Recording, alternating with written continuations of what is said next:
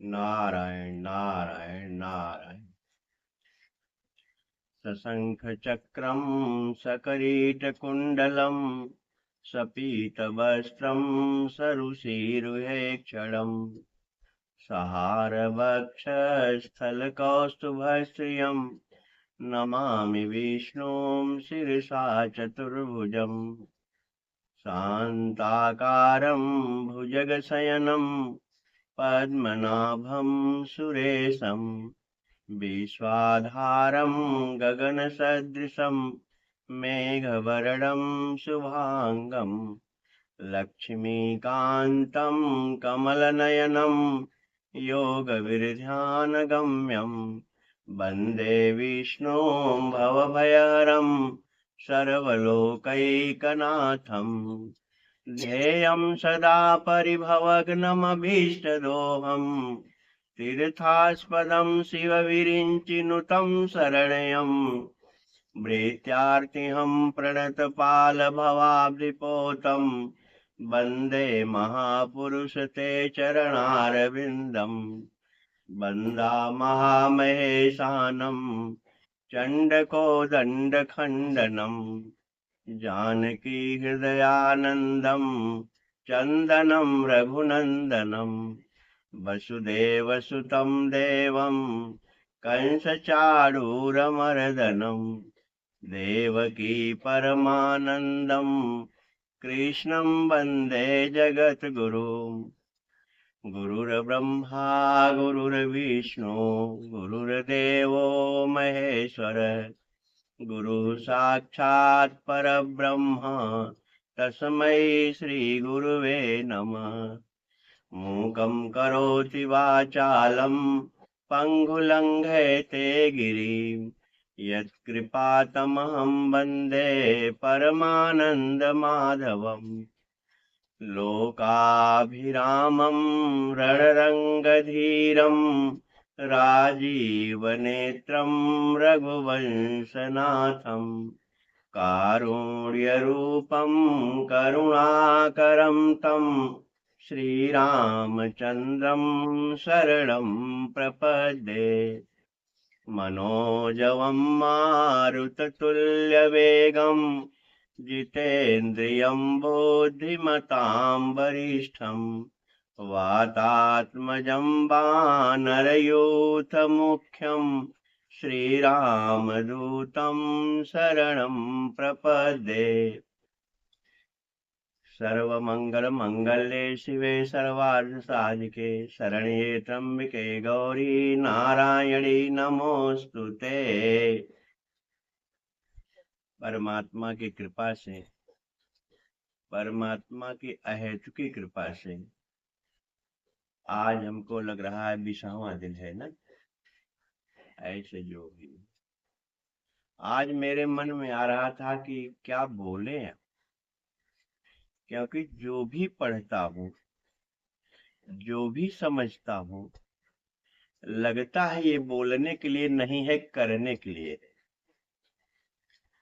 जैसे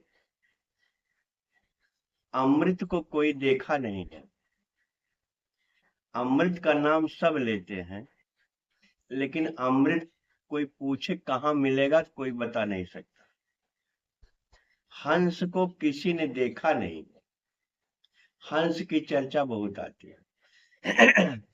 न अमृत को किसी ने देखा है, न हंस को किसी ने देखा है। और सबसे मजे की बात है, स्वर्ग को भी किसी ने नहीं देखा। विज्ञान आज तक चंद्रमा पर पहुंच गया, मंगल का पता लगा रहा है, सूर्य के बारे में भी सोच रहा है। तो अगर स्वर्ग कहीं ऊपर होता तो विज्ञान इतना खोज कर रहा है, लेकिन आज तक ये नहीं बता पाया कि स्वर्ग कहाँ है। और अगर स्वर्ग का पता चल गया होता तो हमको लगता है जो इतने बड़े बड़े पैसे वाले हमारे भारत देश में हैं या और देश में हैं, वो सब लोग अपना अपना एक एक प्लाट बुक करा लेते स्वर्ग में और सोचते कि यहाँ मौज करूंगा, जैसा व्यवहार करना होगा वैसा करूंगा, और स्वर्ग में तो मेरा प्लाट बुक है ही है, अपना जाकर के वहीं रहूंगा। तो नारायण न किसी ने स्वर्ग को देखा है, न किसी ने अमृत को देखा है, न किसी ने हंस को देखा, चर्चा सबकी है। सुंदरकांड सब पढ़ते हैं वहां, तात स्वर्ग अपवर्ग सुख है। ये स्वर्ग कहाँ है, अमृत क्या है और हंस क्या है, थोड़ा सा हम लोग समझें। और कहीं है नहीं, हमको लगता है अगर कहीं होता तो आज तक पता लग जाता। जैसे बार बार लोग कहते हैं कि परमात्मा कहाँ है, तो सभी कह देते हैं कि भगवान सब जगह है। लेकिन मैंने कल अभी चर्चा में किया था कि जाके हृदय भगत जस प्रीति, प्रभुतः प्रगट सदाते ही रीति। जिसके हृदय में जैसी भक्ति होती है, जितना प्रीति होती है, उतने रीति से भगवान वहां मिल जाता है। ऐसे हमको लग रहा है कि जिसके अंदर जितना निर्विकार रहता होगा, जो जितना निर्विकार रहता होगा, विकारों से दूर रहता होगा, काम क्रोध लोभ मोह मद मत्सर से दूर रहता होगा, या सांसारिक विषयों से दूर रहता होगा, वो उतना शांति में रहता होगा और उतनी मात्रा में उस स्वर्ग में रहता होगा। मुझे ऐसा लगता है। जैसे शरणानंद महाराज ने कहा, उनका मैं चर्चा सुनता हूं कि सत्संग क्या है। जैसे मैं कथा बोल रहा हूं और आप सुन रहे हो, ये सत्संग नहीं है। कोई आया कथा बोल करके चला गया, ये सत्संग नहीं है। एक चीज जरूर है कि सत्संग तक पहुंचने का एक साधन है, एक माध्यम है कि हम ऐसे अगर सुनते हैं, ऐसे हम करेंगे तो हम सत्संग में पहुंच जाएंगे। सत्संग माने सत्य का संग। लेकिन शरणानंद महाराज कहते हैं कि सत्संग का एकमात्र अर्थ होता है, तुम अपने जाने हुए असत्य को छोड़ दो। ध्यान से समझो नारायण, तुम अपने जाने हुए, किसी के कहे हुए नहीं, किसी के सुने हुए नहीं, किसी के माने हुए नहीं, तुमने जो अपने से जाना है कि मैं ये असत्य कार्य कर रहा हूं, उसको छोड़ दो तो आप सत्संग में हो गए। हम असत्य कार्य को छोड़ नहीं पा रहे हैं, इसलिए कथाओं को सुनने के बाद भी मेरे जीवन में कोई घटना नहीं घट पा रही।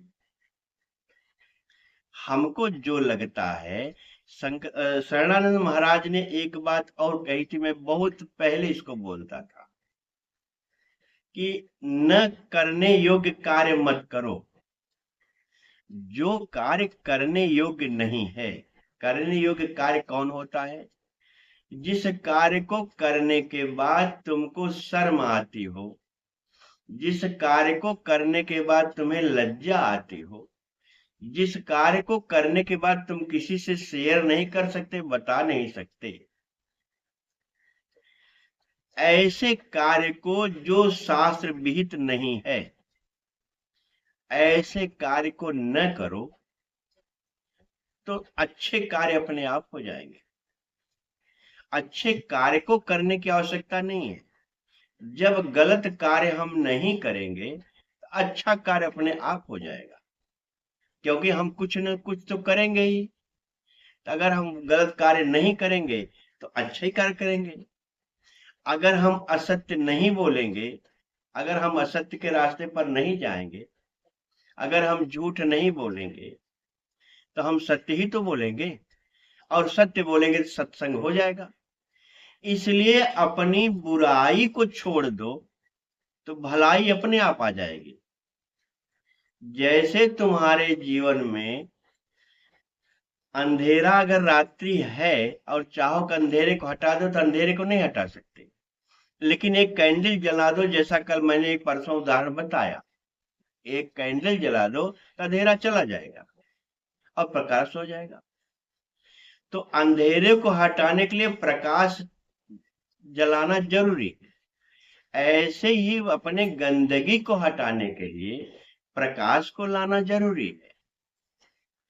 क्योंकि मानस में, गीता में हर जगह एक ही बात लिखी हुई है, जे गावहि यह चरित संभारे, ते यही ताल चतुर रखवारे। जो ये गावहि यह चरित संभारे, यह चरित्र कौन चरित्र? रामचरित्र मानस। रामचरित्र मानस माने राम का चरित्र। जब जो राम के चरित्र को संभाल करके गाएगा वही इस सरोवर का चतुर रखवाला होगा। इसलिए नारायण, हम लोग गीता रामायण सब पढ़ते हैं।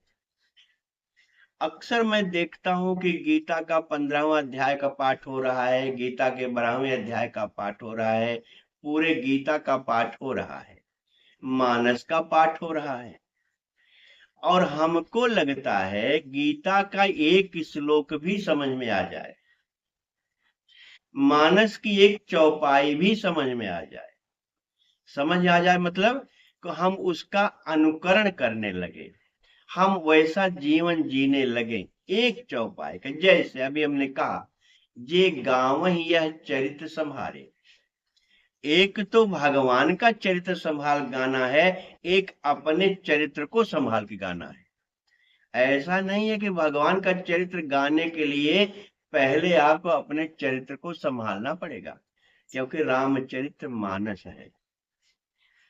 जैसे श्रीमद् भगवत गीता में एक श्लोक है, न तद्भाषयत सूर्यो न शशांको न पावकः यद गत्वा न निवर्तन्ते तद्धाम परमं मम।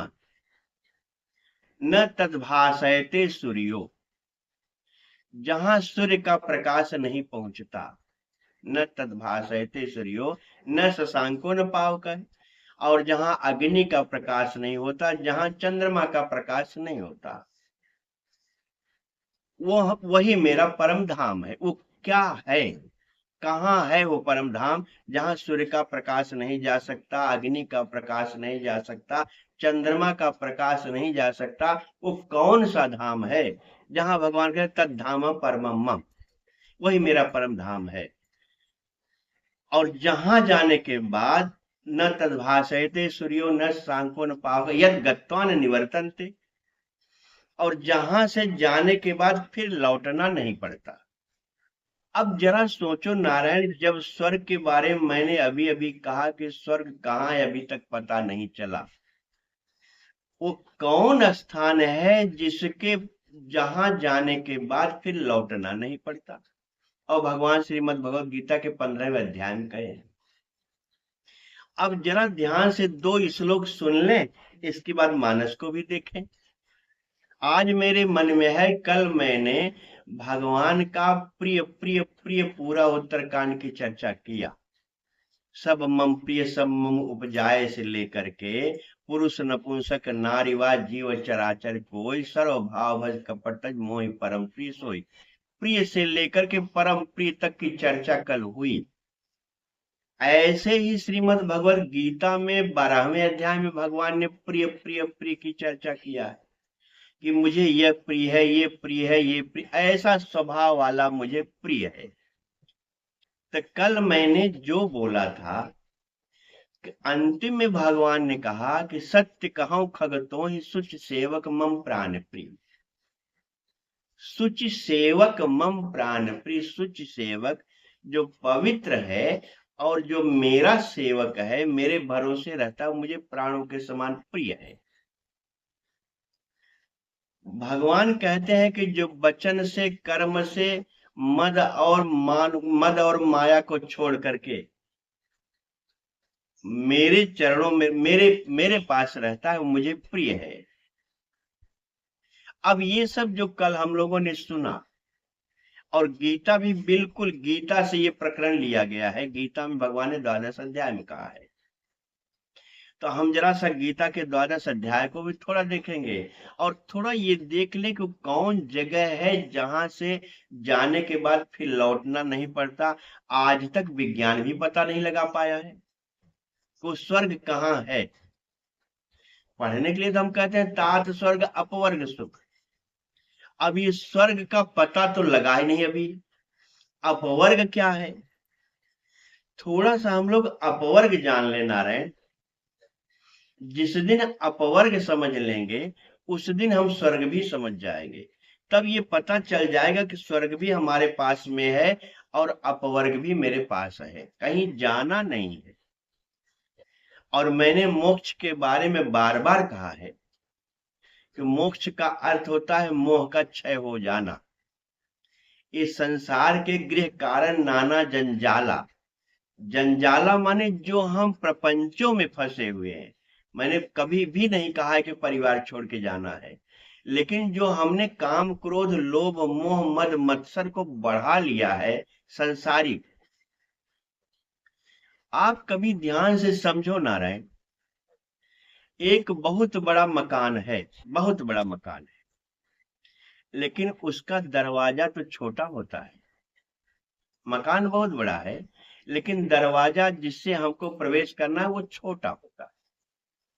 और दरवाजे में जो ताला लगता है वो और छोटा होता है। एक बहुत बड़े मकान में जो निकास द्वार है उसका दरवाजा मकान की अपेक्षा छोटा होता है और दरवाजे पे जो ताला लगा हुआ है वो और छोटा होता है। ताले की जो चाबी होती है वो और छोटी होती है। लेकिन अगर ताले की चाबी किसी को सही सही पता चल जाए तो इतने बड़े मकान में आप प्रवेश कर सकते हो, और चाबी अगर सही नहीं मिली तो मकान में प्रवेश नहीं कर सकते। ऐसे ही भगवान की जो सृष्टि बनाई हुई सृष्टि है ये बहुत बड़ी सृष्टि है नारायण, और विचित्र नहीं परम विचित्र है। हम जैसे लोग तो समझ ही नहीं सकते परमात्मा की सृष्टि में क्या है।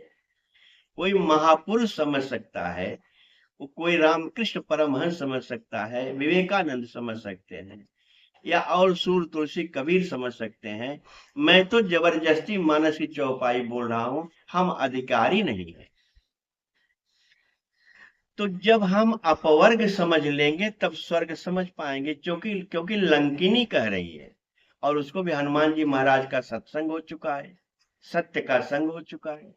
मैंने अभी अभी कहा कि असत्य को छोड़ दो सत्य का संग हो जाएगा। कथा सत्य के संग का एक माध्यम है, इसको ध्यान से समझते रहो। अब अपवर्ग क्या है, तब हम स्वर्ग की चर्चा थोड़ी सी करें, तब अमृत की थोड़ी चर्चा करें और थोड़ी हंस की चर्चा करें, तब इसके बाद हम गीता की जो चर्चा उठाए हैं उसको भी करेंगे। अपवर्ग का अर्थ होता है कि पवर्ग माने होता है उसका गुणा, वर्ग माने वर्गाकार। जैसे 2 × 2 = 4, वो वर्गाकार हो गया। तो जहां पवर्ग पवर्ग है प फ ब भ म 5 अक्षर है, ये कह रहे हैं जहां पांचों अक्षर न हो उसको अपवर्ग कहते हैं। तात स्वर्ग अपवर्ग सुख। अपवर्ग का सुख माने स्वर्ग के सुख से बड़ा अपवर्ग का सुख है।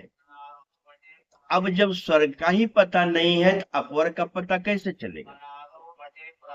तो हम लोग ध्यान से समझ लेंगे नारायण, स्वर्ग भी अपने घर में है, अपवर्ग भी अपने घर में है।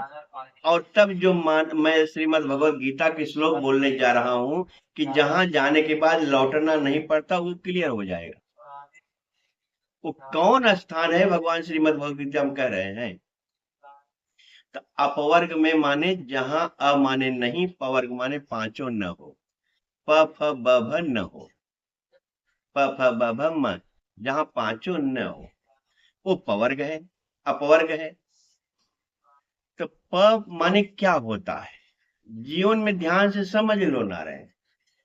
आपके घर में ही है, मैं बार बार कह रहा हूं, पूरा रामचरित मानस का जो चरित्र है।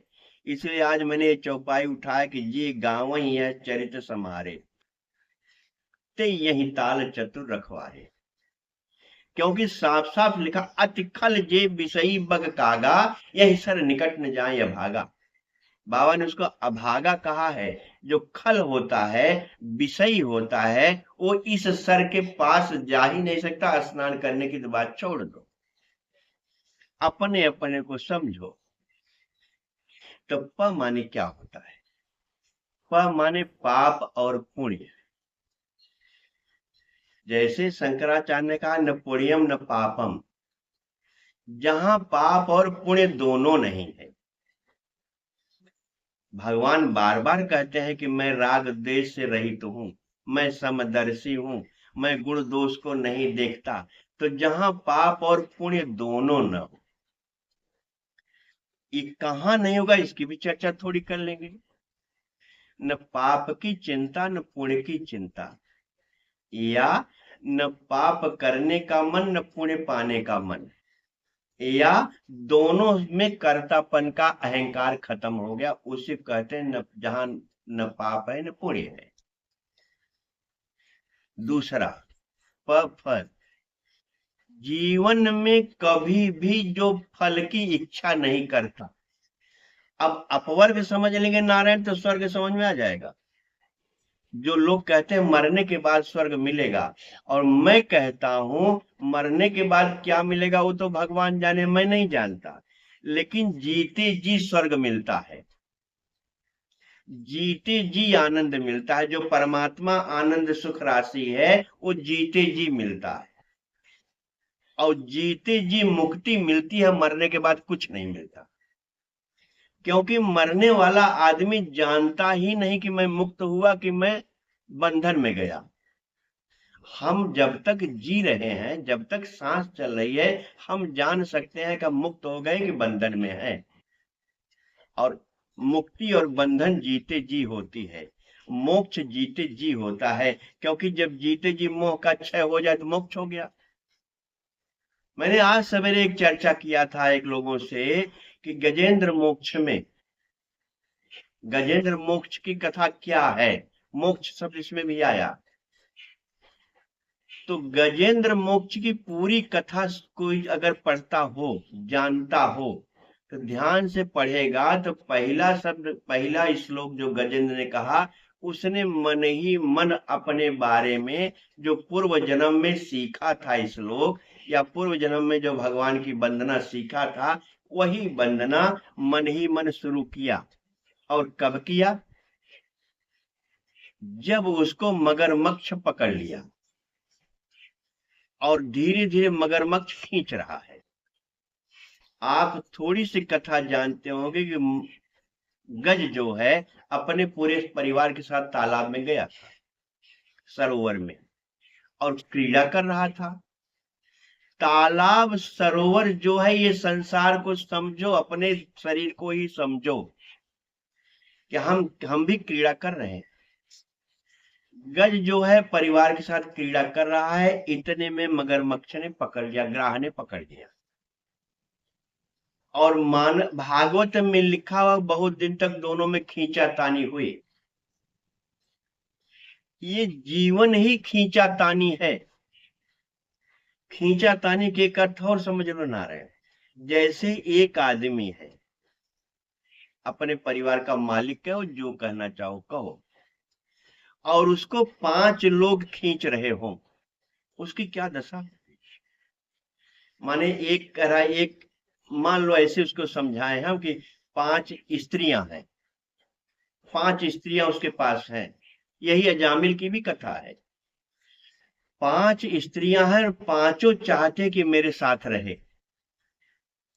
अब वो आदमी सोचो उसकी क्या दशा, टूट जाएगा या मर जाएगा, जिसको 5 लोग खींच रहे हैं।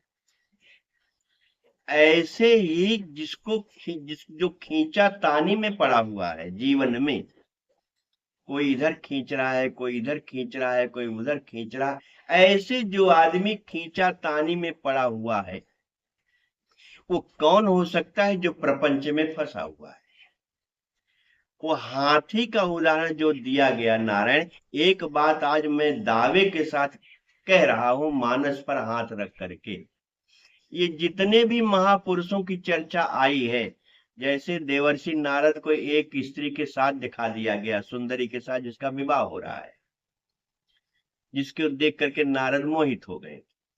अहिल्या को इंद्र के साथ दिखा दिया गया। विश्वामित्र को एक बहुत सुंदरी जो स्वर्ग की है मेनका, उसके साथ दिखा दिया गया।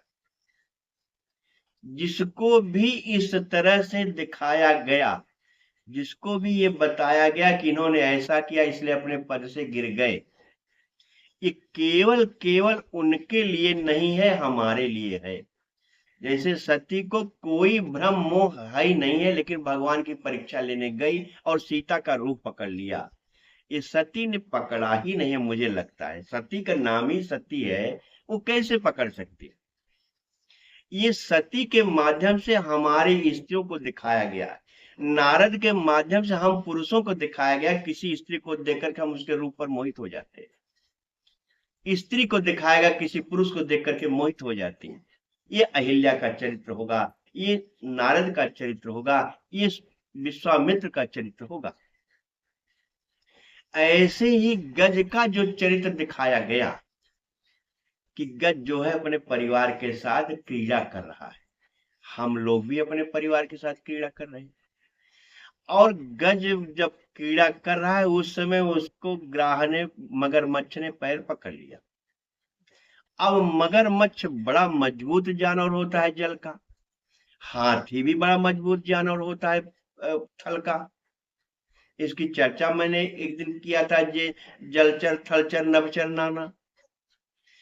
और उसका परिवार भी उसके साथ था, पूरा परिवार भी खींच रहा था, लेकिन पूरा परिवार खींच करके थक गया और गज ग्राह जो है धीरे धीरे जल में लेता गया। क्या मतलब? हम भी पूरे परिवार के साथ हैं, क्रीड़ा कर रहे हैं, लेकिन मगरमच्छ जो काल रूपी मगरमच्छ है वो मेरा पैर पकड़े हुए है और धीरे धीरे धीरे धीरे अपने काल के गाल में ले जाता है। जब करीब करीब गज जो है एकदम जान गया कि अब मैं मरने वाला हूं, अब मैं बचूंगा नहीं, और परिवार को पीछे देखा, परिवार भी छोड़ के चला गया। जैसा लोग गाना गाते हैं ना कि परिवार कहाँ तक चलेगा, पत्नी कहाँ तक चलेगी, बेटा कहाँ तक चलेगा, कोई श्मशान तक गाना गाते हैं लोग। गज के भी परिवार वाले छोड़ दिए। गज ने कहा होगा भैया काहे छोड़ दिए, तो परिवार वाले ने कहा होगा अब आपको मगरमच्छ पकड़ा है, हमको तो पकड़ा नहीं है, इसलिए आपको खींच रहा है तो आप मगरमच्छ के मुंह में चले जाओ, काल के गाल में आप चले जाओ, मैं क्यों जाऊं? इसलिए परिवार छोड़ करके बगल हो गया। कोरोना ने नारायण सबको बता दिया था कि यहाँ कौन किसका है। कोरोना एक ऐसा रोग आया था कि अपने परिवार को कोई छू नहीं पाता था, छूना भी नहीं चाहता था। एक कोरोना ने हमको आपको सिखा दिया कि एक रोग आया था जिसके नाते कोई छू नहीं रहा था, तो यहाँ कोई किसी को छूने वाला नहीं है, अपना प्राण सब बचाते हैं। जब गज जान गया कि मैं मर जाऊंगा, अब मुझे खींच ले जाएगा, तो मन ही मन उसने प्रणाम किया और भगवान की स्तुति किया। वहां एक शब्द लिखा हुआ है कि एक कमल का फूल जो पहले पूजा के लिए रखता था, क्योंकि गज जो है पहले जन्म में भगवान की बहुत बड़ी पूजा करता है, वो तो उसका पिछला जन्म बोलूंगा तो बहुत टाइम हो जाएगा, लेकिन श्राप बस जो है गज हो गया। तो जो पूजा करता था, जो फूल रखता था, कमल का फूल रखता था, या जीवन कमलवत रहा होगा, श्राप बस गज हो गया। हमारे यहाँ श्राप की कथाएं बहुत आई हैं। तो उस श्राप के नाते जब गज हो गया और परिवार छोड़ दिया, मगरमच्छ खींचता चला गया, तब गज ने अंतिम समय में एक कमल का फूल लिया। और मैंने पहले कह दिया नारायण की मन ही मन प्रणाम किया था, मन ही मन कमल का फूल लिया था, और मन से ही तुम स्वर्ग में जा सकते हो, मन से ही नरक में जा सकते हो। क्योंकि अभी मुझे पावर का स्वर्ग दोनों बोलना है। और जीवन में जब तुम अपने मन से कमलवत हो जाओगे, जैसे ही उसने अंतिम श्लोक में 2 श्लोक रह गया था, 33 श्लोक का गजेंद्र मोक्ष है, 32वें श्लोक में उसने जो है कमल का फूल लेकर के भगवान को पुकारा, या ये कह सकते हैं कि अंतिम समय में उसने कह दिया अब मेरा परिवार नहीं है, अब मेरा कोई साथ देने वाला नहीं है, हे हरि अब तुम चाहो तो बचा लो, तुम चाहो तो डुबा दो, अब तुम्हारे अलावा मेरा कोई नहीं है, अब परिवार से असंग हो गया। और जब परिवार से असंग हो गया नारायण, तो परमात्मा आकर के गज और ग्राह दोनों को उबार दिए। तो माने कहने का कि खींचा तानी जो चल रही थी, उस खींचा तानी को जब दोनों के बीच में परमात्मा ने दोनों को हटा दिया, तो गजेंद्र का मोक्ष हो गया कि नहीं हो गया? जीते जी मोक्ष हो गया, मरा तो नहीं था विनय। और मगरमच्छ का भी मोक्ष हो गया, उसको भी भगवान मिल गए, उसको भगवान मिल गए। कहने का मतलब जिस दिन तुम असंग हो जाओगे या सांसारिक आसक्ति से थोड़ा सा अपने को संभाल लोगे, जी यह गांव ही चरित समारे, तो तुम जीते जी मुक्ति मिल जाएगी, जीते जी मोक्ष हो जाएगा। अब मैं बोलने जा रहा हूं कि अपवर्ग क्या है, तब ये जो तद्भाषयते जो हमने श्लोक उठाया है, जो गीता का 15वां अध्याय का श्लोक है, कि भगवान कौन सा स्थान कह रहे हैं जहां जाने के बाद लौटना नहीं पड़ता। तो पहले हम लोग अपवर्ग सुन ले, फिर स्वर्ग सुन ले, इसके बाद तब वो श्लोक सुन ले। अपवर्ग का पहला अर्थ मैंने बताया जहां पाप और पुण्य न हो, प जहां किसी फल की कोई कामना न हो। गीता बार बार चिल्ला रहे कि मां फलेश कदाचन है, फल की इच्छा मत करो। अब मान लो कोई कहे कि भगवान हम कार्य तो करते हैं, फल की इच्छा क्यों न करें, मेहनत करते हैं फल न करे। तो मैंने कभी कहा था नारायण कि भगवान जब मनुष्य की रचना कर रहे थे, मैं बार बार कहता हूं कबहू कर करुणा नर देही, जब भगवान करुणा करके नर्तन बना रहा होगा और पंच महाभूतों को, पृथ्वी को, जल को, सबको मिला करके, आकाश वायु अग्नि को मिला करके मनुष्य तन जब बना रहा होगा, जिस समय बना रहा होगा, उस समय लक्ष्मी भी वहां बैठी थी।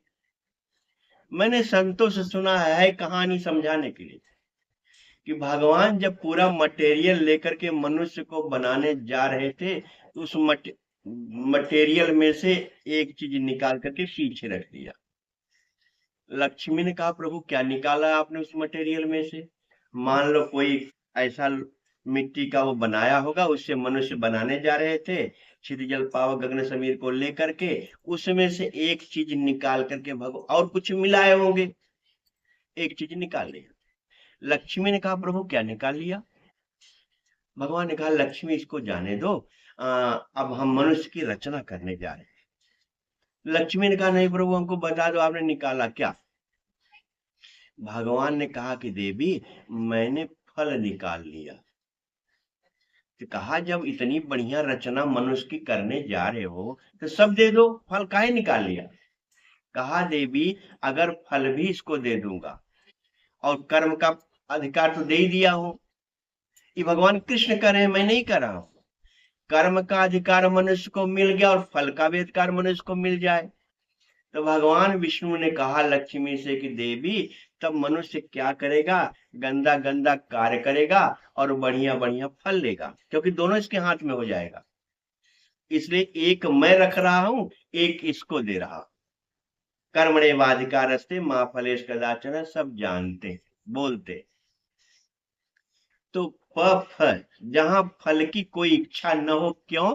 क्योंकि फल भगवान के हाथ में, तुम्हारे हाथ में नहीं है। ब ब माने होता है बंधन, बंधन और मोक्ष, मोक्ष की चर्चा मैं कर रहा हूं। जहां बंधन की कोई चिंता न हो, और बंधन कहाँ है हम आप दोनों जानते हैं। कभी अपने साथ बैठ करके शांति से रात्रि में जब कोई न देखे, तब लिखो कि मैं कहाँ बंधा हूं, मेरा बंधन का कारण क्या है, मुझे जीते जी मोक्ष क्यों नहीं मिल रहा है। तो आपको अपने बंधन का कारण आपको पता चल जाए, क्योंकि स्वर्ग भी आप ही को पाना है, अपवर्ग भी आप ही को पाना है। तो जहां बंधन न हो, न बंधो न मुक्त, जहां बंध न हो और मुक्त की चिंता न, शंकराचार्य सारी बातों को कहा है। प फ ब भ, भ मानी भय, जहां किसी का भी त्रिकाल में आपके जीवन में भय न हो। उदाहरण के रूप में बार बार प्रहलाद आ जाते हैं कि चाहे पहाड़ से फेंक रहा हो, चाहे अग्नि में जला रहा हो, चाहे सांपों की कोठरी में डाल रहा हो, लेकिन प्रहलाद को कहीं भय नहीं लगा। और ये पांचों जो मैं बोलने जा रहा हूं, ये तभी होगा, उसका निचोड़ लास्ट में बोलूंगा। जहां किसी का भी भय न हो, काल का भी भय न हो, क्योंकि कल मैंने अंतिम चौपाई बोला था, कबहू काल न व्यापहि, तो ही परमात्मा ने सर्टिफिकेट दे दिया है कि अगर तुम मेरे साथ रहोगे तो तुम्हारा काल भी कुछ नहीं कर पाएगा। बचन काय मनगत जाही, सपने बूझी विपत की ताही। सुंदर कांड में है, बचन काय मम मनगत जाही, सपने बूझी विपत की ताही। कोई मन क्रम वचन से मेरे साथ रहे और सपने विपत्ति आ जाए, आश्चर्य है, नौवां आश्चर्य है। अगर मान लीजिए मेरे अंदर विपत्ति आ रही है, तो नारायण हम कहीं न कहीं हमारी गलती है कि हम भगवान के साथ नहीं है। अब भगवान तो कह रहे हैं कि बचन काय मम मनगत जाही, सपने बूझी विपत की ताही, सपने में विपत्ति नहीं आ सकती। तब हनुमान जी ने कहा होगा, कह हनुमंत विपत्ति प्रभु सोई, जब तो सुमिरन भजन न होई। जब आपका सुमिरन और भजन नहीं होगा तभी विपत्ति आएगी। इसलिए भगवान ने उत्तरकांड में भी कहा, कबहू काल न व्यापहि तो ही, सुमिरे सुभजस निरंतर मोहि। सुमिरन भजन वहां, सुमिरन भजन यहाँ। अगर हम भगवान का सुमिरन भजन निरंतर करते हैं तो हनुमान जी भी सर्टिफिकेट दे रहे हैं, और भगवान तो कह ही रहे हैं कि सपने विपत्ति नहीं आएगी। इसलिए नारायण, जब हम भगवान के साथ हैं, किसका भय। और अंतिम है म, प फ ब भ म, म माने मृत्यु। जिसको मृत्यु का डर न हो। क्यों डर न हो? क्योंकि जो चीज सत्य ही है, मृत्यु आएगी ही। जो यहाँ पैदा हुआ है उसको मृत्यु मिलेगी ही, ये त्रिकाल सत्य है। तो जो पक्का पक्का सत्य है ही है, उससे क्या डरना। अरे जब उसका समय आ जाएगा तो आ जाएगा। इसलिए जब कोई भगवान के साथ रहेगा तो मृत्यु भी उत्सव हो जाएगी। क्योंकि कबीर दास कहते हैं कि जब जीव पैदा होता है तो जीव रोता है और संसार हंसता है, लेकिन जब जीव जाता है तो जीव प्रसन्नता के साथ जाता है और संसार रोता है। दोनों समय में लिखा हुआ, इसीलिए जीवन लिखा हुआ है। जीवन माने जहां जन्म और मृत्यु दोनों है। और जीवन का अर्थ एक और होता है कि तुम्हारा जीवन, दो शब्द है, जीवन और मरण। जीवन माने होता है ज माने जन्म, और वन माने एकांत। अगर तुम्हारा जीवन एकांतमय हो गया, एकांत सुखमास्यताम, तो तुम्हारे जीवन में कोई मृत्यु का डर नहीं रहेगा। और मरण में लिखा हुआ है रण है, म है, माने मृत्यु, रण माने, रण का अर्थ आप जानते हो, रणांगन। ये रणांगन है।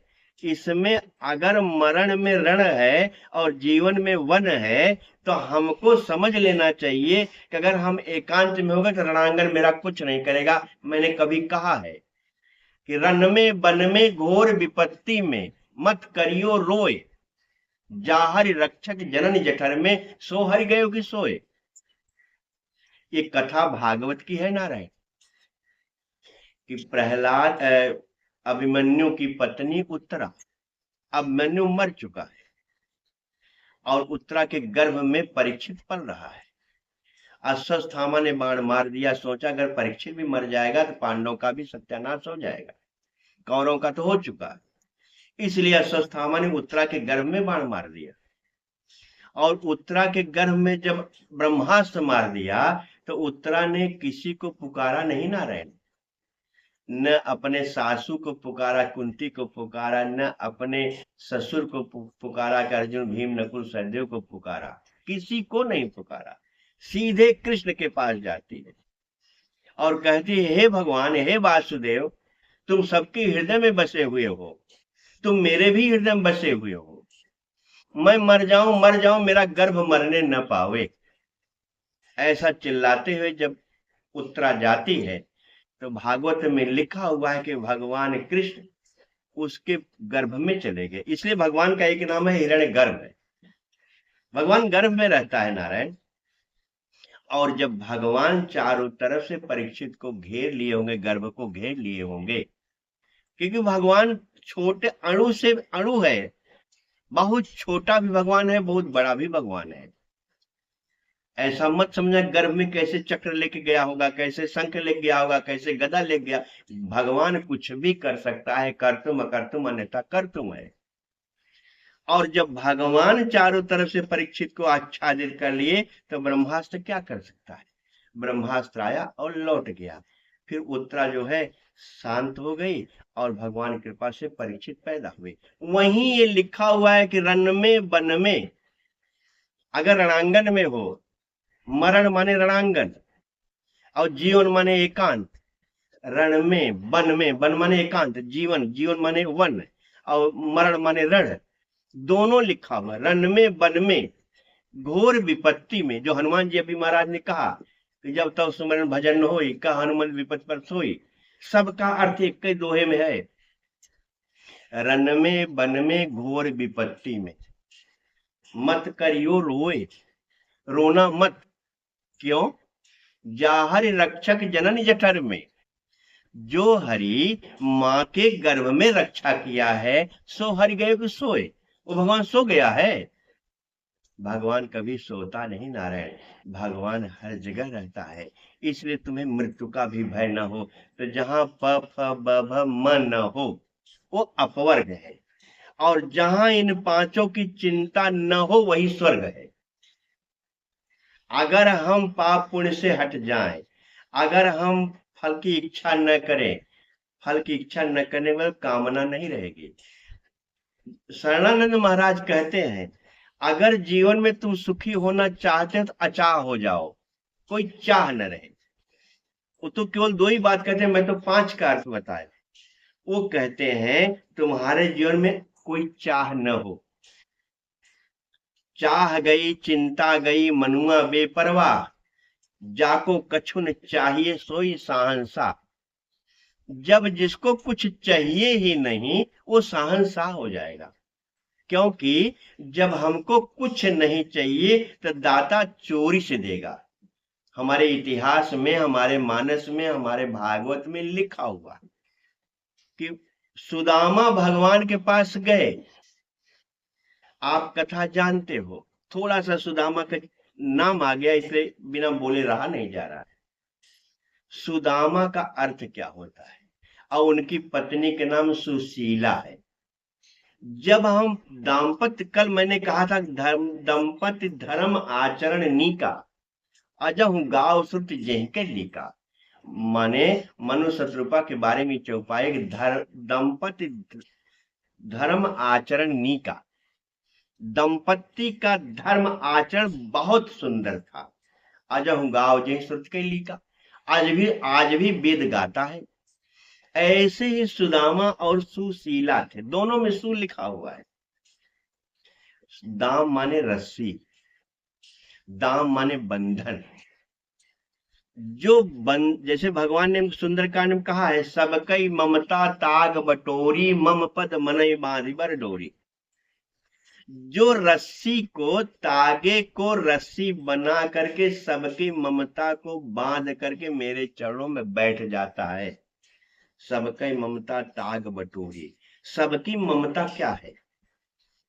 हमको लगता है, मैं अपने मन से बोल रहा, लिखा तो है, जननी जनक बंधु सुत दारा, तन धन भवन सुहृद परिवार, 10 चीज लिखा हुआ है। और 10 तुम्हारी ज्ञान इंद्रियां और कर्म इंद्रियां हैं। और 10 तुम्हारे साथ रहते हैं। ऐसे अपने 10 की ममता को जो बांध करके भगवान के चरणों में रख देता है, उसी को दाम कहते हैं, सुंदर दाम। भगवान का एक नाम दामोदर भी है। उदर माने पेट, दाम माने रस्सी। यशोदा ने भगवान को रस्सी से बांधा था और रस्सी से बांध नहीं पाई, यशोदा थक गई। भगवान ने सोचा कि माँ मेरी थक गई है। मैं कभी कभी बोलता हूँ नारायण इस प्रकरण को, तो मुझे लगता है कि सुखदेव की कलम रुक गई होगी। सुखदेव जो भागवत लिख रहे हैं, सुखदेव ने कहा जब मैंने देखा, अब सुखदेव देख आंखों देखा हाल बोल रहे हैं। सुखदेव ने कहा कि जब मैंने देखा कि पूरी रस्सी आती जा रही है और भगवान का पेट बंध नहीं रहा है, भगवान को खंभे से बांधना चाहती थी लेकिन रस्सी छोटी पड़ती जा रही है। पूरे नंद के यहाँ की रस्सी आ गई होगी, जैसे रावण के यहाँ का पूरा तेल और घी आ गया, लेकिन भगवान कपड़े आ गए, भगवान के पूंछ में लगा नहीं पाए। बाबा ने यही उठाया है। पूरे नगर का तेल घी खत्म हो गया, पूरे नगर के कपड़े खत्म हो गए। ऐसे ही भागवत को लिया है बाबा ने सुंदरकांड में कि यशोदा के नगर के पूरे रस्सी खत्म हो गई होगी और भगवान ने सोचा मेरी माँ अगर बांध नहीं पाएगी तो मेरी माँ का एक अहंकार टूट जाएगा कि मैं लड़के को नहीं बांध पाई, और मेरी माँ को बहुत बड़ा दुख हो जाएगा। और जब बांध रही तो भगवान इधर उधर देख रहे हैं, डंडा भी है यशोदा के हाथ में, और भगवान आंख मटका मटका रहे हैं। सुखदेव ने कहा जब भगवान की आंखों को मटकते हुए देखा, इधर उधर ताक रहे हैं और जैसे लग रहा है डर भी रहे हैं। और मैंने एक दिन कथा बोला था कि जा सुत्रास डर कह डर होई, भजन प्रभाव दिखावत सोई। ये भजन का प्रभाव है कि यशोदा से कृष्ण डर रहे हैं। जो त्रिलोकी नाथ है, दुनिया का मालिक है, लव निमेश में भुवन निकाया, रचे जा शासन माया, वो परमात्मा यशोदा से डर रहा है। तो जब भगवान की आंख को इधर उधर घूमते देखा तो सुखदेव ने कहा अब मैं नहीं लिख पाऊंगा, आगे मेरी कलम नहीं चलेगी। जब सुखदेव ने लिखना, अब मैं अपने मन से बोल रहा हूं नारायण, जब सुखदेव ने लिखना बंद कर दिया होगा तो अब भगवान ने समझ लिया कथा ही आगे नहीं बढ़ेगा। मैं बधा, अगर मैं वहां बधा न, कथा कैसे आगे बढ़ेगी। भगवान ने यशोदा से बंध गए, इसलिए भगवान का नाम है दामोदर। और सुदाम जो सुंदर दाम है उसी पर बोल रहा था। और सुशीला जिसका सुंदर आचरण है, मैं बार बार सील पर कहता हूं, सील माने आचरण, जिसका पवित्र आचरण हो, जिसने अपनी ममताओं को 10 इंद्रियों को बांध करके भगवान के चरणों में रख दिया हो। सुदाम केवल हरे कृष्ण बोलते थे। ऐसे जिसने ममता की रस्सी को बांध करके भगवान के चरणों में रख दिया हो, ऐसे पवित्र आचरण वाली सुशीला हो, ऐसे दोनों के घर में भगवान ने चोरी से दिया था नारायण। आप कथा जानते, उसको मैं थोड़े में बोलूंगा कि सुदामा गए और भगवान लाख चाहे कि सुदामा कुछ मांगे, सुदामा ने कहा मर जाऊंगा, इससे क्या मांगू। सुदामा कुछ भी नहीं मांगे नारायण। यहां तक कि सुदामा को जो वस्त्र पहनाया था वो भी भगवान ने ले लिया, तब भी भगवान सुदामा नहीं मांगे। वहां सुदामा लिखा हुआ है कि जब भगवान से विदा हो रहे थे सुदामा, तो भगवान ने कहा होगा कि सुदामा मित्र अब कब मिलोगे। सुदामा ने कहा कृष्ण नदी नाव संजोग है, जब नदी में पानी होगा तो नाव चलेगी, पानी नहीं होगा तो नाव नहीं चलेगी, इसलिए न पानी आएगा न नाव चलेगी, अब मैं कभी नहीं तेरे यहाँ आऊंगा। मुझे लगता है नारायण कहा होगा, मैं अपने मन से बोल रहा हूं, सही हो तो मान लेना, न सही हो छोड़ देना। भगवान ने जब जान लिया कि ये तो मांगेगा ही नहीं, इतना दृढ़ प्रतिज्ञ है, तो बाकी कथा आप जानते, भगवान ने चोरी से दिया है। इसलिए भगवान अपने भक्त को चोरी से देते, इसलिए भगवान ने कहा फल की इच्छा मत करो। तुम्हारे घर में ही सब, अपवर्ग तुम्हारे घर में है, स्वर्ग तुम्हारे घर में है, मोक्ष तुम्हारे घर में है, मोक्ष तुम्हारे पास है। तुम जानबूझ के प्रपंचों में फंस गए, यही जग जामिनी जागई जोगी, परमारथी प्रपंच वियोगी। जो प्रपंचों से वियोगी है वो जाग रहा है। अब भगवान कहते हैं भैया न तद्भाषयते सूर्यो न शशांको न पाव का यद गत्वा निवर्तन्ते तद्धाम परम। थोड़ा सा गीता देख करके तब मैं आऊंगा मानस में। अब वो कौन स्थान है? मैंने अभी अभी कहा कि स्वर्ग और अपवर्ग आपके घर में। और भगवान करें न तद्भाषयते सूर्यो न शशांको न पावक। न सूर्य प्रकाशित कर सकता है, न चंद्रमा प्रकाशित कर सकता है, न अग्नि प्रकाशित कर सकती है। तद्धाम परमम मम, वही मेरा धाम है। वो है कौन? जब हमारे जीवन में नारायण दो श्लोक परिपूर्ण रूप से आ जाएंगे, या तीन श्लोक, श्रीमद् भगवत गीता के 15वें अध्याय का 3 श्लोक, जब तक हम नहीं समझ पाएंगे तब तक उस धाम पर पहुंचने के अधिकारी नहीं है। और एक बात ध्यान से समझ लेना, अभी मैं बोलूंगा वो धाम क्या है, आप समझ भी जाओगे जब मैं बोलूंगा। तो थोड़ा सा कथा कठिन है या समझ में नहीं आ रही होगी, लेकिन जिसने पढ़ा होगा वो समझ पाएगा। भगवान गीता के 15वें अध्याय में कहते हैं, तीसरा श्लोक है, न रूप मस्येह ततोपलभ्यते नान्तो न चादिर न च संप्रतिष्ठा अस्वत्थ मूनम सुविरूढ़ मूल असंग सत्रेण दृढ़ चित्वा। पहला श्लोक है नारायण। भगवान कहते हैं न रूप मस्येह ततोपलभ्यते, जो तुमको रूप दिखाई पड़ रहा है, न रूप मस्येह ततोपलभ्यते, सही नहीं है। जैसे मैं बचपन था तो क्या था, जवानी में क्या हुआ, अब 69 साल का शुरू हो गया है, अब क्या हूं मैं तो जान रहा हूं नारायण। वो जो मैं 25 साल में, 20 साल में, 15 साल में था, वो आज नहीं हूं। अगर मैं सही होता तो रहता। इसका मतलब जब मेरी शरीर नहीं सही है, मैं नहीं सही हूं, तो मैं जो देख रहा हूं ये सही होगा? न रूप मसे ततोपलभ्यते नान्तो न, क्यों? क्योंकि नान्तो न चादिन च संप्रतिष्ठा, न इसके आदि का पता है कब से ये चला आ रहा है, न इसके अंत का पता है कब तक ये रहेगा, और मध्य का तो दिखाई पड़ा है, कुल बदल रहा है। एक दिन मैंने नारायण अपने मन में सोचा, पता नहीं आप लोगों के मन में आता है कि नहीं, इतनी अरब जनसंख्या है, 6 अरब भारत की है, पूरे विश्व की कितनी जनसंख्या होगी मुझे पता नहीं, और जीव जंतु कितने हैं, पेड़ पौधे कितने हैं, और जितने पैदा हो रहे सब मर भी रहे हैं। ऐसा नहीं लगता कहीं सबकी ढेर लगी हुई है, लाशों की ढेर कहीं दिखाई नहीं पड़ती। न पक्षियों के मरने का लाश दिखाई पड़ता, न पेड़ों के लाश दिखाई पड़ता, न आदमी की लाश दिखाई पड़ती। तो कहाँ जाता है सब? माने अगर हम एक जगह कहीं कुछ मिट्टी रख दें तो उसका धुआं बन जाएगा ना। इतने आदमी मर रहे हैं, उसका कहीं ढेर नहीं पता लगता। इतने पेड़ पौधे गिर रहे हैं, सूख रहे हैं, कुल रहे, पता नहीं चलता कहाँ चले जाते हैं। इतने पक्षी मरते हैं, कुत्ता बिल्ली मरते हैं, कहाँ चले जाते हैं, कहीं दिखाई नहीं पड़ता। ये क्या है? इसलिए न रूप मसे तत्वोपलभ्यते नान्तो न चाद, इसका प्रतिष्ठित जो है पता नहीं चलता।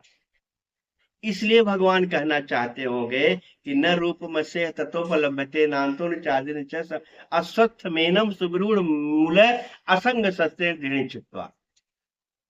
इसमें आसक्ति मत करो। असंग शस्त्रेण, आसक्ति के अस्त्र से इसको काट दो, माने आसक्ति मत करो। अब आगे बोलते हैं, जब तुम्हारी आसक्ति कम हो जाएगी या नहीं रहेगी इस संसार में, है तो बड़ा कठिन साहब। हम भी बोल रहे हैं, हम भी कर नहीं पा रहे हैं नारायण। आप धोखे में मत रहना कि मैं ऐसा कर रहा हूं। केवल केवल भगवान की कृपा से जबरदस्ती भगवान कह दे रहे हैं, मैं बोल दे रहा हूं। मैं ऐसा बिल्कुल नहीं हूं, लिखा हुआ है वही बोल दे रहा हूं।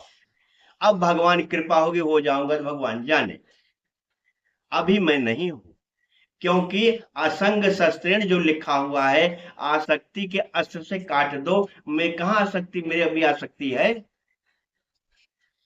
आगे कहते हैं, जब तुम्हारी आसक्ति खत्म हो जाए तब ततः पदम तत् परिमार्गितव्यम यस्मिन् गता न ऐसा भगवान कहते हैं, ततः पदम तत्परिमार्गितव्यम यस्मिन् गता न निवर्तन्ति भूय तमेव चाद्यम पुरुषम प्रबद्धे यतः प्रवृत्ति पृष्ठा पुराणी।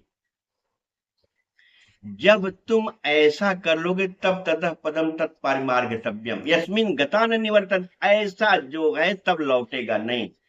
अभी एक श्लोक और बोल करके इसको तब आगे बढ़ूंगा।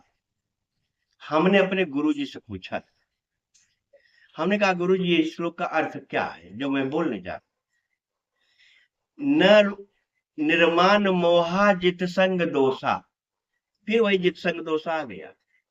निर्वाण मोहा जित संग दोषा अध्यात्म नित्या विनिवृत्त कामा द्वंद्व विमुक्ता सुख दुख संगैर गच्छन्त मूढ़ा पद्मभ्यम तत्। अब भगवान साफ साफ कह रहे हैं कि निर्माण मोहा, जो मोह से रहित हो गया और मान मोह से रहित हो गया। मोह की चर्चा मैंने बहुत बोला। जो मान से, सम्मान से, अपमान से और मोह से रहित हो गया। जित संग दोषा, और संग दोष के आसक्ति से जो दूर हो गया। अध्यात्म नित्या, जिसकी 24 घंटे अध्यात्म में ही लगा रहता। अध्यात्म माने अपने में ही लगा रहता है, अपने माने परमात्मा में ही लगा रहता है। परमात्मा माने जिसके जीवन में भगवान के अलावा और कुछ नहीं है, ऐसा जिसका जीवन है उसको अध्यात्म नित्या कहते। बिन निवृत्त काम, और जो बहुत कामों से निवृत्त हो गया। द्वंद्व मुक्ता, और द्वंद्वों से जो दूर है। द्वंद्व का मतलब ही होता है हानि लाभ सुख। अभी मैंने पाप पुण्य कहा।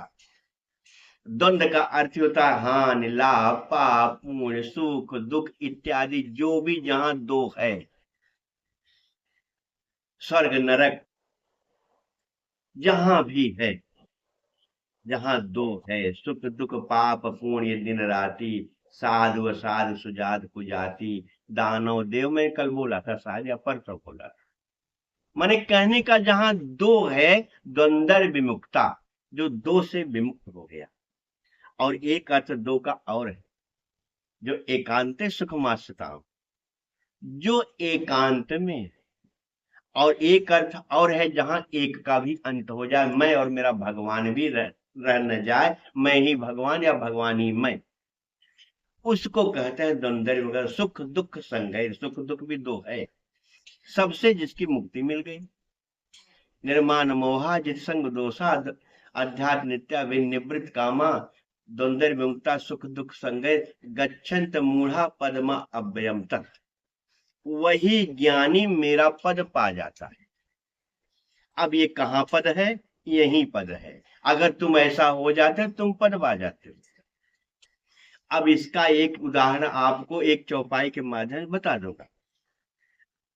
अब एक बात पक्की हो जानी चाहिए कि अगर निर्माण मोहामय हो गया, जित संग दोषामय हो गया, अध्यात्म नित्यामय हो गया, निवृत्त कामामय हो गया, द्वंद्व विमुक्तामय हो गया, सुख दुख इत्यादि से मय हो गया, तो भगवान कहते हैं स्वतंत्र मुक्ता सुख गच्छन्त मूढ़ा, वही ज्ञानी परम अव्ययम तत्, मेरे अव्यय पद को पा जाता है। वो कैसा अव्यय पद है? ये करना तो यहीं पे है, कहीं जाना तो है नहीं नारायण। अब भगवान कहते हैं न तद्भासयते सूर्यो न शांको न पावक है। सूर्य और सूर्य का प्रकाश, चंद्रमा का प्रकाश, अग्नि का प्रकाश वहां होता नहीं। बाबा ने साफ साफ लिखा हुआ है कि प्रकाश क्या है। जहां सूर्य का प्रकाश काम नहीं करता, चंद्रमा का प्रकाश काम नहीं करता, अग्नि का प्रकाश काम नहीं करता, वो कौन प्रकाश है? तो भगवान उत्तरकांड में बाबा साफ साफ लिख रहे प्रकाश कौन है। राम भगत चिंतामणि सुंदर, बसई गरुण जाके उर अंतर। हे गरुण, कागभूषुंडी कहते हैं हे गरुण, राम भगत, भगवान की भक्ति, वो चिंता मणि, मणि माने मणि में, अभी मैं आगे बोलूंगा तब और क्लियर हो जाएगा। पहला काम है मणि का, चिंता खत्म कर देती है। बसई गरुण जाके उड़ंतर, हे गरुण जिसके हृदय में बसती है, क्या होता है? परम प्रकाश रूप दिन राती। अब सोचो नारायण, न तद्भाषयति सूर्यो न शशांको न पावक। सूर्य और चंद्रमा के प्रकाश की वहां जरूरत है? बाबा कह रहे हैं भैया, गीता को ही उठाया होगा कि जिस प्रकाश से चंद्रमा और सूरज के प्रकाश से जो देख पाता है, अग्नि के प्रकाश से जो देख पाता है, बाबा कहते हैं परम प्रकाश रूप दिन राती। वो परम प्रकाश 24 घंटे रहता है। वहां सूर्य की जरूरत नहीं है, नारायण चंद्रमा की जरूरत नहीं है, अग्नि की जरूरत नहीं है, वो परम प्रकाश है। क्या मतलब? नहीं कछ चाहिए दिया घट बाती। न वहां दीपक की जरूरत है, न वहां घी की जरूरत है, न वहां बाती की जरूरत है, वहां किसी की जरूरत नहीं है। परम प्रकाश रूप दिन राती, नहीं कछ चाहिए दिया घट पाती। आपके जीवन में अगर प्रकाश भक्ति का हो गया, और भक्ति माने सीता, भक्ति माने शक्ति, भक्ति माने शांति, सीता माने शांति, भक्ति और शक्ति। अगर जीवन में शांति हो गई, और शांति होने का एकमात्र उपाय है नारायण, जो मानस में हमारे कुरर पक्षी की तरह चिल्ला चिल्ला के मानस कह रहा है। मैं बार बार कुरर पक्षी किस लिए याद करता हूं? कि कुरर पक्षी चिल्लाता है, हमारा मानस भी चिल्ला रहा है कि शांति कहां मिलेगी। हम लोग सुंदरकांड का पाठ करते हैं, और सुंदरकांड का पाठ करते समय श्लोक पढ़ते ही हैं। वहां साफ साफ लिखा हुआ है, शांतम शाश्वतम अप्रमेय अनघम निर्वाण शांति प्रदम। वो परमात्मा शांतम से शुरू हुआ है, वो शांतम है। शाश्वतम माने हमेशा है, शांतम शाश्वतम, शांत है, शाश्वत है, और निर्वाण शांति प्रदम, 24 घंटे शांति देता है। ऐसे भगवान के चरणों में जब हम बैठेंगे नारायण, तब हमको शांति मिलेगी, तब हमको भक्ति मिलेगी, तब हमको शक्ति मिलेगी। एक बात याद करना, उसके बाद बाबा ने पहला कांड ऐसा है सुंदरकांड, जहां कहीं भी कुछ भी वंदना ऐसी नहीं कि एक डिमांड मांग किया है। पहले तो कह दिया भगवान शांत है, शांतम शास्तम अप्रमेय अनगम निर्वाण शांति ब्रह्मम प्रदम ब्रह्मासम फणिंद से मनुष्यम वेदांत वेद्यम विभुम रामाख्यम जगदीश्वरम सुरगुरुम माया मनुष्यम हरिम वंदे हम करुणाकरम रघुबर भूपाल चूड़ामणि नान्या स्पृहा रघुपते हृदय स्मदीये।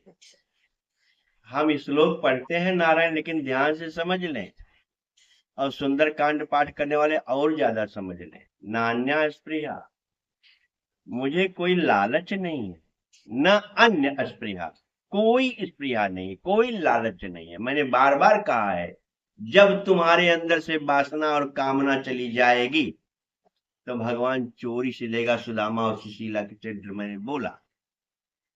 मानस में साफ साफ लिखा हुआ है कि जिम सरिता सागर मह जाही, यद्यपि ताहि कामना न। सागर को कोई कामना नहीं होती कि नदियों का पानी मेरे पास आवे। सागर तो अपनी मस्ती में लहरा रहा है नारायण। बाबा ने सागर को उपमा क्यों दिया? जिनके श्रवण समुद्र समाना में समुद्र को कहा। मैं कभी नहीं अभी उठा पाया इस प्रसंग को, वाल्मीकि संवाद में थोड़ा सा लिया, लेकिन जिम सरिता सागर मह जाही, यद्यपि ताहि कामना नहीं। कोई कामना सागर को नहीं है, लेकिन पूरे विश्व की नदियां सागर में जाती हैं। किसी को बुलाने निमंत्रण देने सागर नहीं गया। बाबा ने कहा, हे भैया टीमी, वैसे ही अगर तुम सुख चाहते हो, तुम संपत्ति चाहते हो, तो एक काम करना पड़ेगा। क्या? तिम सुख संपत्ति बिनहि बुलाए, धर्मशील पहि जाहि सुभाए। धर्मशील के पास जाता है। अब धर्मशील आपको होना पड़ेगा नारायण। और मैंने एक दिन चौपाई में थोड़ा पॉइंट लिया था कि माँ पार्वती ने कहा कि नर सहस्रमः सुनो पुरारी, कोई एक होय धर्म व्रतधारी। कोई एक तो हजारों हजारों धर्म व्रत का धारण करने वाला होता है, लेकिन माँ पार्वती ने कहा हे प्रभु मैंने सुना है, मैंने जाना है। कहा क्या?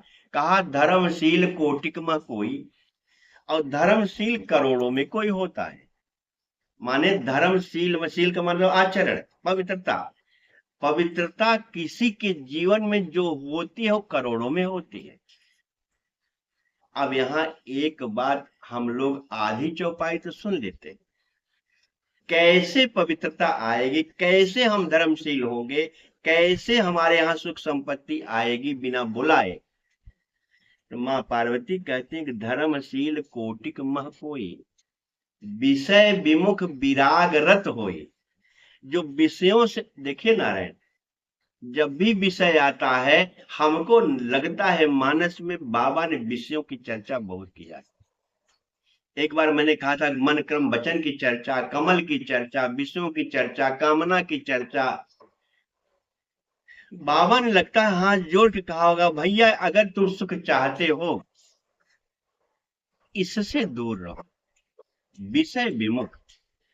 अगर सुख चाहते हो, संपत्ति चाहते हो, धर्मशील होना चाहते हो तो विषय विमुख और विराग रत हो। और जो वैराग्य में रत है, वैराग्य की भी चर्चा मैंने बहुत किया है नारायण।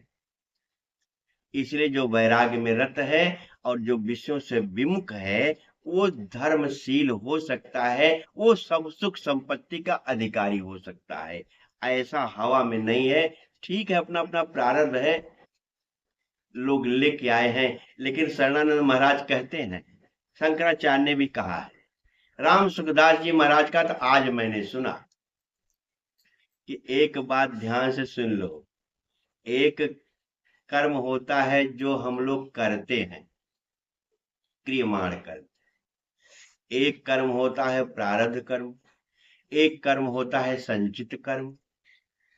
तीनों कर्मों में ध्यान से सुनो, जो हम आज कर रहे हैं कल जब मेरा दिन आएगा तो आज वाला संचित कर्म हो जाएगा, इकट्ठा हो गया। क्योंकि मैं बार बार कहता हूँ परमात्मा की निगाहों से कोई बच नहीं सकता, उसका सीसीटीवी कैमरा बहुत जबरदस्त है।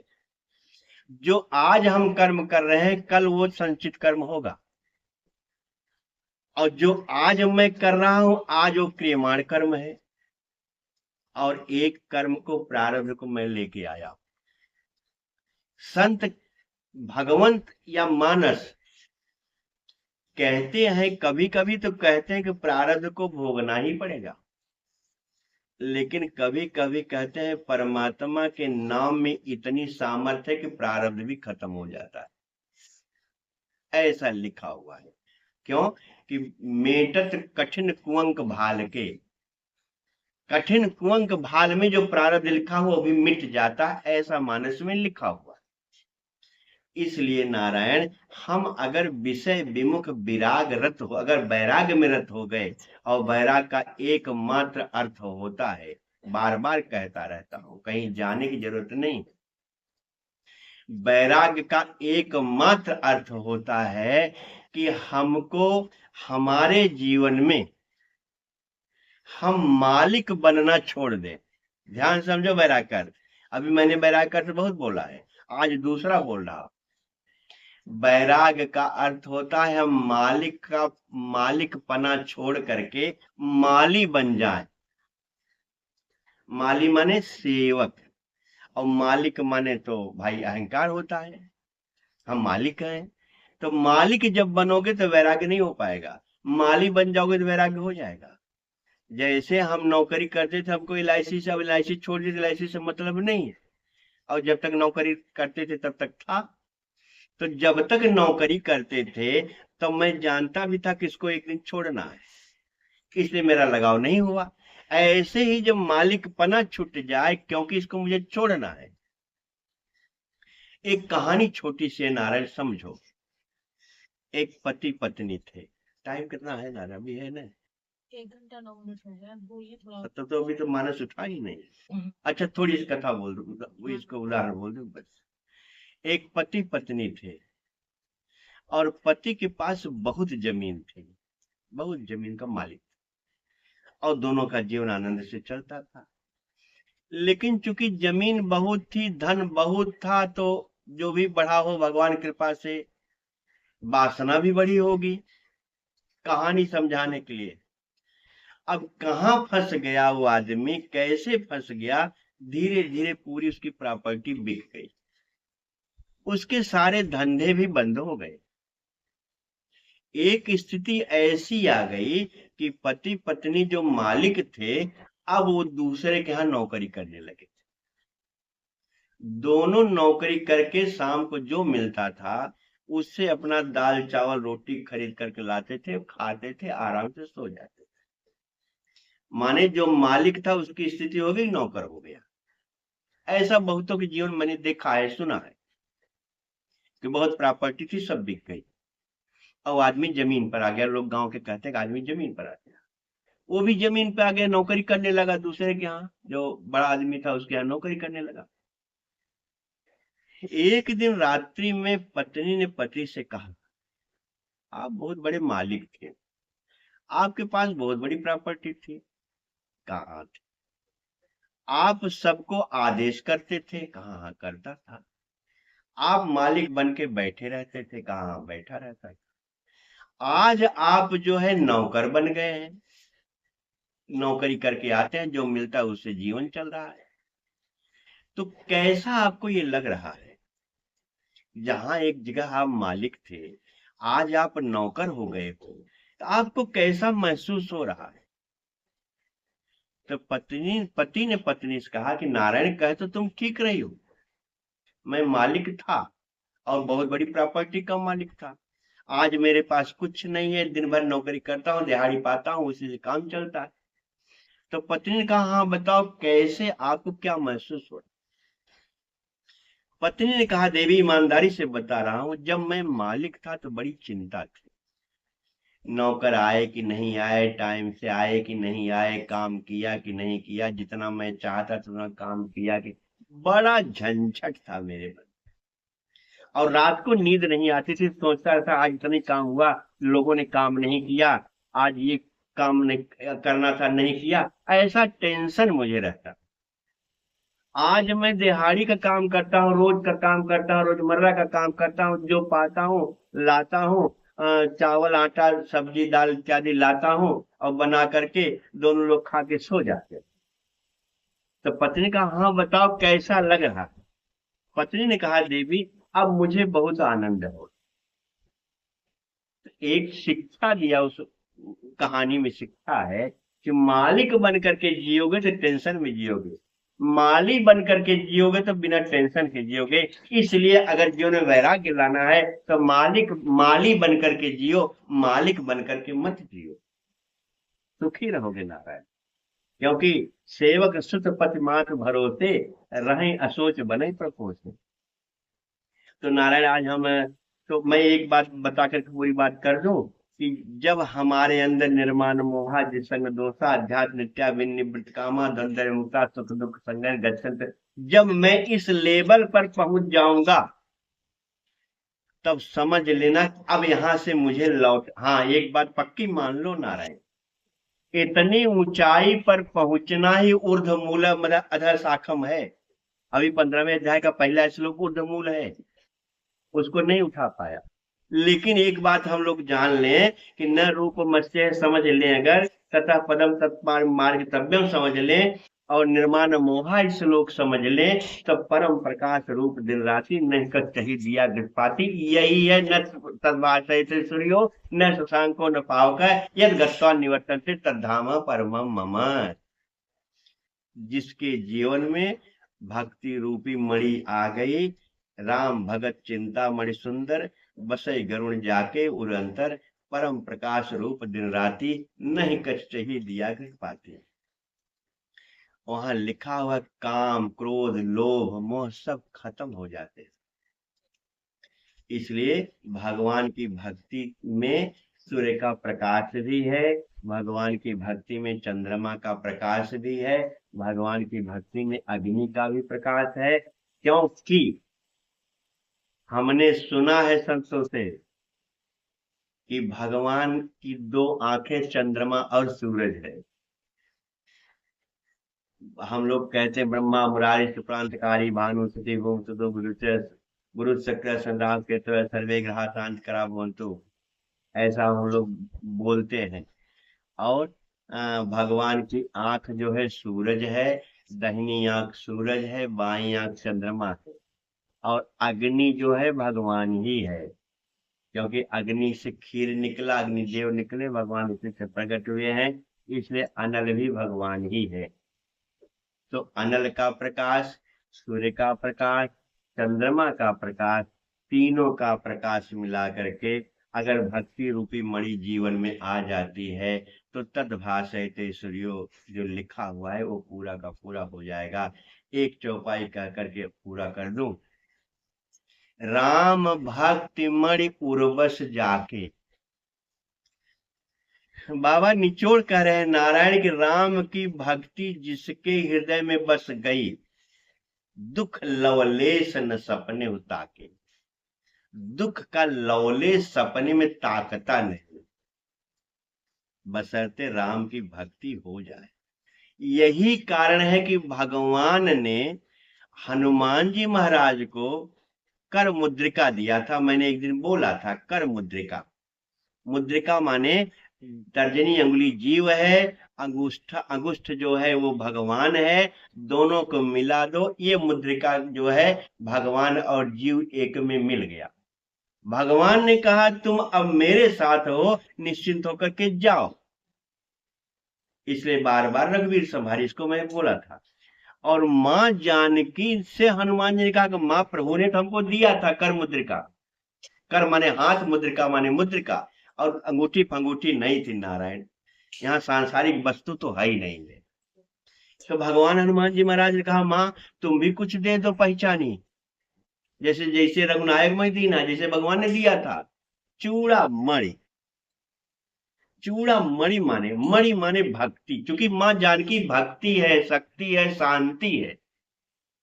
माँ ने भक्ति का दान कर दिया, दे दिया, चूड़ा मन उतार करके दे दिया, ले अजर अमर गुण निस्व सहो, करो बहुत रघुनायक छोहू, अजर हो जाओ अश्व सिद्धि नवनिधि के दाता, असबर दीन जानकी माता। अष्ट माने सारी भक्ति इतने में है, अष्ट सिद्धि नवनिधि अजर अमर गुण निधि, वो केवल मणि में ही है, वही मणि उतार करके दे दिया। ऐसी मणि माने भक्ति को अपने जीवन में धारण कर लो नारायण। आप याद रख लेना कि परमात्मा भी आपके पीछे पीछे चलेगा। क्यों? कबीर ने कहा है मनवा तो निर्मल भया जैसे गंगा नीर।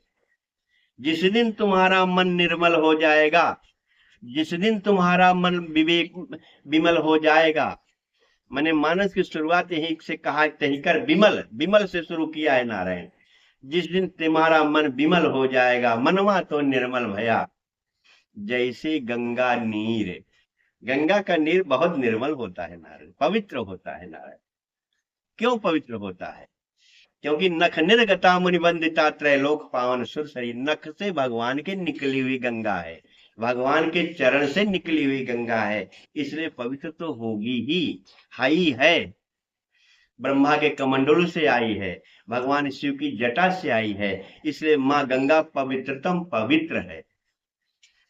ऐसे नारायण अगर मेरा जीवन पवित्र हो जाए, निर्मल हो जाए, तो वो मां भक्ति जो सीता रूपी भक्ति, शक्ति, शांति, अष्ट सिद्धि, नौ निधि कुल उतार करके मणि के रूप में दे दे और तुमको मां मिल जाए। इसलिए नारायण एक बार फिर रिपीट कर लो, राम भक्ति मणि उर्वश जाके, दुख लवलेश न सपने उताके। सपने में नहीं देखेगा नारायण, अगर भक्ति रूपी मणि मिल गई तो। भगवान हनुमान जी महाराज ने कहा मां तुम भक्ति हो तो हमको भक्ति दे दो, वो ज्ञान है तो हमको मुद्रिका दे दिया। हाथ की मुद्रिका ही ज्ञान की मुद्रिका है नारायण। जो पूजा पाठ करते होंगे जानते होंगे, ऐसे लोग बैठ के पूजा करते हैं, जीव और ब्रह्म को मिला करके पूजा करते, तब संसार नहीं रह जाता। इसका अर्थ भी होता है कि अब मैं भगवान से मिल गया हूँ, मिल गया और राम काज मेरे जीवन में काम काज नहीं है, यही है मुद्रिका और वही है चूड़ामणि। भगवान हनुमान जी ने कहा माँ मुद्रिका हमको हनुमान जी भगवान ने दे दिया तो मैं समुद्र पार कर गया, लंका जला दिया, कुल कर दिया माँ, मुझे पता नहीं चला। अब तुम माँ दे दोगी तब क्या होगा? भगवान से चूड़ा मणि दे दिया तो क्या हो गया? तो नारायण मणि जब मिल गई तो क्या हो गया? अभी तो ज्ञान मिला था, मुद्रिका मिली थी, तो हनुमान ने लंका क्या क्या क्या क्या नहीं कर दिया, आप जानते हो सुंदरकांड पाठ करने वाले। और जब माँ ने दिया तब क्या हुआ? तो साफ साफ लिखा हनुमान सम नहीं बड़भागी, हनुमान के समान कोई बड़भागी नहीं है, नहीं को राम चरण अनुरागी, कोई राम के चरण का अनुरागी नहीं है। क्यों? भगवान शिव सर्टिफिकेट दे रहे हैं, गिरजा जासु प्रीति सेवकाई। हे गिरजा, हे भवानी, हे उमा, गिरजा जासु प्रीति सेवकाई, बार बार निज मुख प्रभु गाई। भगवान ने बार बार अपने मुख से गाया है। इसलिए सुग्रीव ने भी हनुमान जी कहा, जिसके सचिव हैं भगवान हनुमान जी महाराज, सुग्रीव ने कहा भैया हनुमान, पुण्य पुंज तुम पवन कुमारा, सेवहु जाय सदा आगारा। हे हनुमान तुम पुण्य पुंज हो, तुमने राम को पाया, तुमने सीता को पाया, राम से भी आशीर्वाद ले लिया, सीता से भी आशीर्वाद ले लिया। इसलिए हे हनुमान, तुमको न राम विदा कर सकते हैं, न तुमको सीता विदा कर सकती है, तुमको भरत लक्ष्मण शत्रुघ्न कोई नहीं विदा कर सकता। क्यों? क्योंकि तुम पुण्य पुंज हो। ऐसे हनुमान जी महाराज की कथा को नारायण सुंदरकांड जब बोलने का मौका मिले तब बोला जाए। अब आज वाणी को विराम देते हैं। सियावर रामचंद्र की जय। हरे कृष्ण कृष्ण कृष्ण हरे हरे, हरे राम राम राम हरे हरे, हरे कृष्ण कृष्ण कृष्ण हरे हरे, हरे राम राम राम हरे हरे, हरे कृष्ण कृष्ण कृष्ण हरे हरे, हरे राम राम राम हरे हरे। हरे नमः, हरे नमः, हरे नमः। नारायण। कितना बोले नारायण? आत्म बोलना नहीं चाहते, कहाँ बुलवा दिया अब शुरू। 1 घंटा 23 मिनट 25 सेकंड।